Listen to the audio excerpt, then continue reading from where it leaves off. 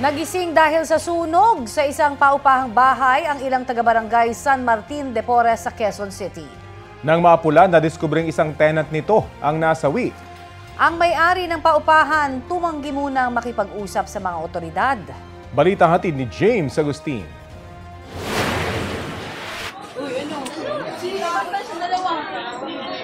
Binulabog na naglalagablab na apoy ang mga residente ng Zambales Street sa barangay San Martin de Porres sa Quezon City mag-alas 2 sa madaling araw kanina. Mabilis na tinupok ng apoy ang ikalawang palapag ng isang paupahang bahay. Itinaas ang Bureau of Fire Protection ang unang alarma. Nasa 13 fire truck nilang rumisponde, bukod pa sa mga fire volunteer group. Tumagal ng halos 30 minuto ang sunog bago ito tuluyang naapula. Ayon sa isa sa mga tenant, nagising na lang siya na makapal na ang usok. Nung tumayo ako, pagbukas ko ng pinto, umano agad yung apoy sa mukha ko. Tinalimpungatan na ako, tumakbo na ako palabas. May tumutulo ng apoy. Parang yata yung styrofoam sa taas yung kisame. Wala mang naisalba ng isang gamit. Laking pasasalamat niya na ligtas siyang nakalabas.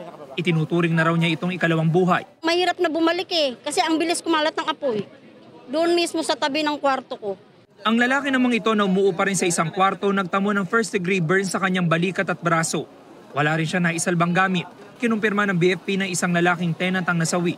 Natrap siya sa kanyang kwarto. Yung ating biktima, natagpuan po sa second floor, doon sa kanyang higaan. Opo. Ngayon po, inaalam pa po natin yung pagkakilanlan niya. Iniimbestigahan pa ng BFP ang sanhi ng apoy at kabuang halaga ng pinsala. Inaalam din ang kabuang bilang ng mga tenant na umuupa sa bahay. James Agustin, nagbabalita para sa GMA Integrated News.